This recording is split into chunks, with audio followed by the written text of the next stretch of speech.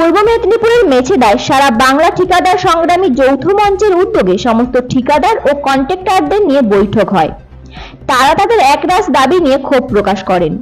এক প্রকার মুখ্যমন্ত্রী এবং রাজ্য সরকারের বিরুদ্ধে ক্ষোভ উগরে দিল ঠিকাদার ও কন্ট্রাক্টররা। সাংবাদিক বৈঠক করে তারা তাদের একরাশ অভিযোগ তুলে ধরলেন। থেকে এসেছি দার্জিলিং ডিস্ট্রিক্ট থেকে, আমি নর্থ বেঙ্গলকে রিপ্রেজেন্ট করি। আমাদের প্রশ্ন হচ্ছে যে আমাদের মাননীয় মুখ্যমন্ত্রী উনি মনোভাবাপন্ন লোক, উনি আমাদের দুঃখ কষ্টগুলোকে উনি বোঝেন, সেটা আমরা দেখেছি, কিন্তু সেটা আমরা কিন্তু বাস্তবে দেখতে পাচ্ছি না। সেই বাস্তবে দেখার জন্য কিন্তু আজকে আমাদের এই লড়াইটা শুরু হয়েছে। আমরা কিন্তু দেওয়ালে পিঠ থেকে গেছে।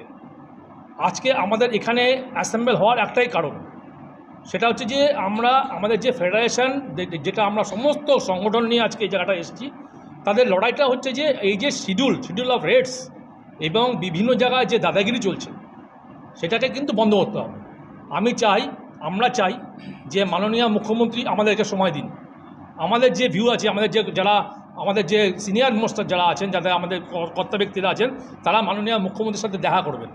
উনি সময় পাচ্ছেন না। ওনারা আমাদের যে এমআইসি আছেন, তিনি কিন্তু সময় দিচ্ছেন, কিন্তু আমাদের কথা শুনছেন না।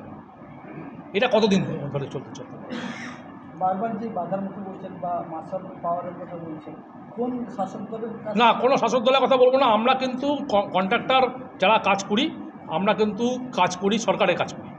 সেখানে আমরা শাসক দলের কথা কীভাবে বলবো? আমরা কোনো শাসক দল কথা বলতে পারবো না, বিরোধী দলের কথা বলতে পারবো না। আমরা শুধু বলবো যে আমরা গভর্নমেন্ট থেকে আমাদের যে কাজ করতে যে অসুবিধা হচ্ছে, কোনো প্রোটেকশন পাচ্ছি না।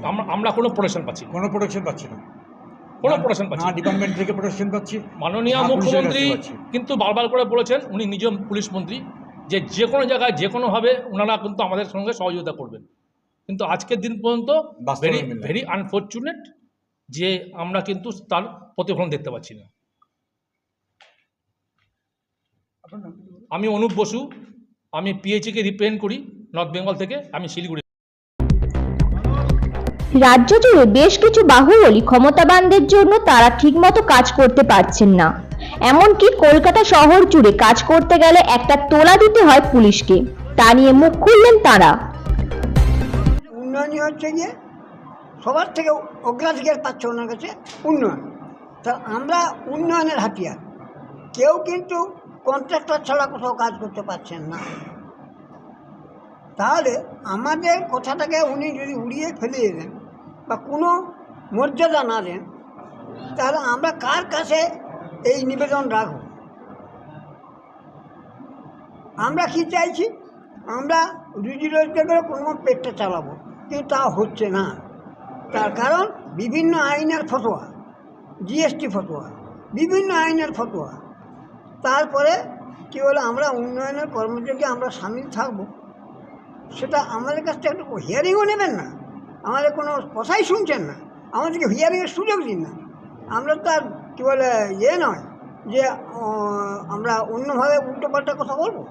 আমরা চাইছি যে উন্নয়ন দেশের হোক এবং আমরাও কন্ট্রাক্টররা যেন চলতে পারি, এই যুগে চলতে পারি। প্রাইস হাইক সবাই জানে, প্রাইস হাইক হয়ে গেছে। তো প্রাইস আজকে ধরুন দীর্ঘদিনের আমাদের দাবি প্রাইস হাইক। কথা শুনছেন কারা? শুনছেন আমাদের কথা? বক্তব্য সরকার শুনছে। আমরা এসব চিঠিপত্র দিয়েছি, কিন্তু চিঠিপত্র দেওয়ার পরেও তার যে সিনিয়র ইঞ্জিনিয়াররা, তারা কোনো কথাই বলতে পারছেন না। মানে কোনো ব্যাপারে কোনো প্রাইস হাইক সম্পর্কে কোনো অ্যাসুরেন্স দিয়ে যে শিডিউলটা চেঞ্জ করা দরকার, তারাও রেকমেন্ড করে কোনো পাঠাচ্ছেন না ওনার কাছে। আমাদের মনে হচ্ছে, এটা আমাদের মনে হচ্ছে পাঠাচ্ছেন না। তার কারণ আমরা যখন দেখা করছি, তিনি বলছেন যে আপনাদের কি বলে এখন সময় হলে তো আমরা দেব। সরকারি আইন বা সরকারি নিয়মে ছোট ছোট প্রান্তিক ঠিকাদারদের কাজে না রেখে বড় বড় প্রজেক্টে কাজ হচ্ছে। প্রায় 10 বছর ধরেই সমস্যার মধ্যে দিয়ে কাজ করতে হচ্ছে তাদের। Bureau report, PM news.